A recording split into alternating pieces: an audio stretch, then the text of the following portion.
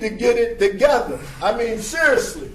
And you know that really the Attorney General needs to be involved in this, because when theft is committed, when forgery is committed, when embezzlement is committed, those are criminal acts. You can't justify them, rationalize them, make things complicated and confuse people and think they're not going to be able to get to the bottom line. The bottom line is more than $3 million has been misappropriated. It's more like $7 million. So where did the money go? That's the question. Where's the money? We know that folks want the East Side. This is what has always been said. And when we look at the board, before you became the president, the gentleman that spoke before, Hanif, he said that intelligently run. You know, and I didn't catch it before, but intelligently run. Now, we know that sometimes things happen because they're designed to fail. Okay? And in this case, we think that the board was not intelligently run. Because how can it be intelligently run when the chairman of the board is one of the premier and primary developers in the city of Wilmington? They should know better. Now, about over on the east side, they backed out of the deal once we got a number. I don't know what that exact number was, but we shared $4 million. So after our meeting, they were like, we're not going to pay that kind of money for those houses, because I asked Mr. Weir after meeting with the mayor, and we met again with him. I said, well, gift me the houses. And if you gift us the houses, then we'll take responsibility for demolition, doing what's necessary and needed, because I have developers, I have a team of people who had the cash to do it. After the meeting with you, my guys backed out. They said, never mind, forget it. We're not doing it. Because they thought it was pricey, and, you know, again, it was costing too much to do it. But again, I think that if we're going to do something, we have to be in, because I'm about the people, plain and simple. And if there's something we can do, I just think, to me, number one, my word is my bond. Number two, if I say something, I'm going to stick with it. And three, I had the people in position to take care of a need that was needed and necessary at the time. So again, my guy, he came all the way from New Jersey that day to meet my finance guy that you met, Mr. Ramel, as well. Sure. And so, you know, he's very astute when it comes to finance. The dude is on his game. Money-wise, he does this. He did it in Philadelphia. He did it in California. And he brought in some major stuff, some things that we were showing you that we wanted to do on the east side. So I just think that we need to get in the 3.4. To me, I don't know where it went. Again, a lot was stated. I don't know. But I do know that these conditions are still the same way they were, and they should be better by now, but we're still fussing over the same thing, and nothing's being accomplished. And at the same time, we're having to bury people, and that's my concern. The last funeral that I went to, when the young lady was shot, her throat cut, and we're in this funeral, and I'm asking myself, how many more murders is it going to take? How many more people have to die before we give people hope? And I think, as somebody stated earlier, it's about people. And this is what we have to understand. Forget about the money and all that. I know it's important, but the bottom line is, if we're not making a difference for the community, then what are we doing? Thank you. Oh, thank you.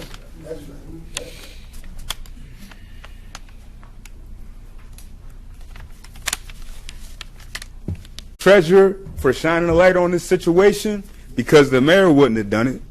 His lawyer wouldn't have done it, and he's not asking for justice still. He's not asking for transparency still. He's not trying to get back that money still. So the community who provided the evidence that nothing's been done to use it, that money hasn't been used on these properties that are still jacked up. The lawyer that said that got out of town quick. He left. Sam Guy, I want you to close. I want you to say something. I want you to, because you're an attorney. I'm not an attorney. I'm just a man who cares about my community, who knows that we've been done wrong. So I thank y'all. Thank you. Thank Mr. God. Any other public comment? Seeing none, Councilman God, do you want to actually? I'm sorry. Close out your presentation.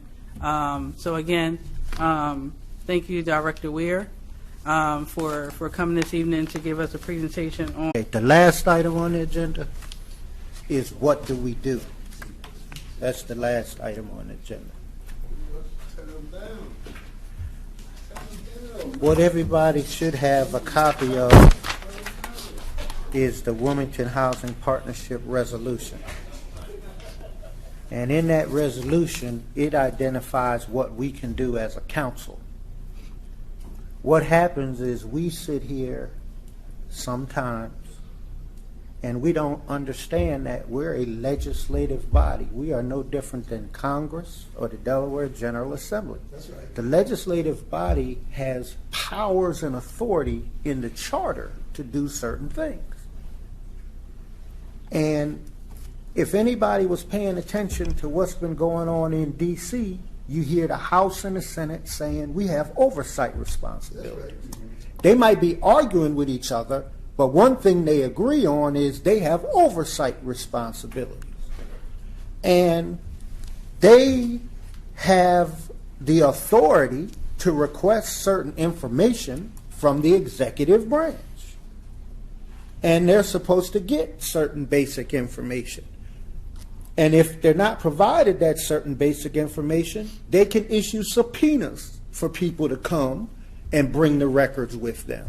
We have every one of those powers because we're a legislative branch.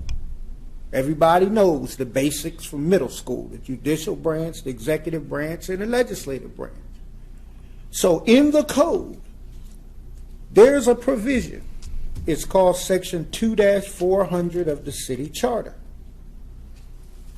Anybody who never read it, it's on MuniCode, MUNICODE.com. And if you go there and find the City of Wilmington's Code and Charter and go to Section 2-40, what it allows us to do by resolution, all we have to do is pass a resolution that authorizes an inquiry and investigation to be conducted by City Council or by any committee that we set up in aid of our legislative powers and functions.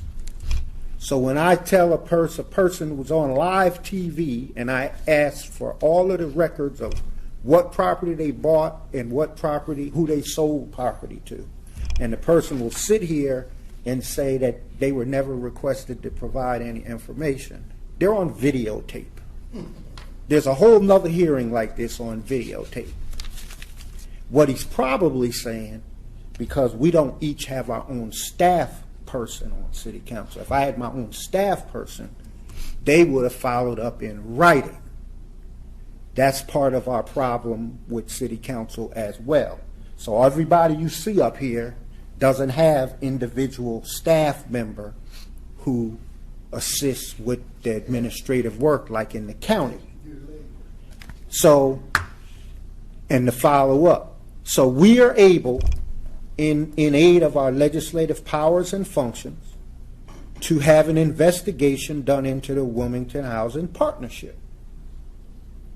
$3.4 million.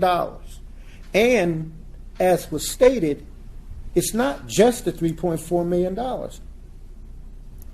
All of these years, they've not met their goal or purpose in providing low-income housing for people, walking around homeless, etc.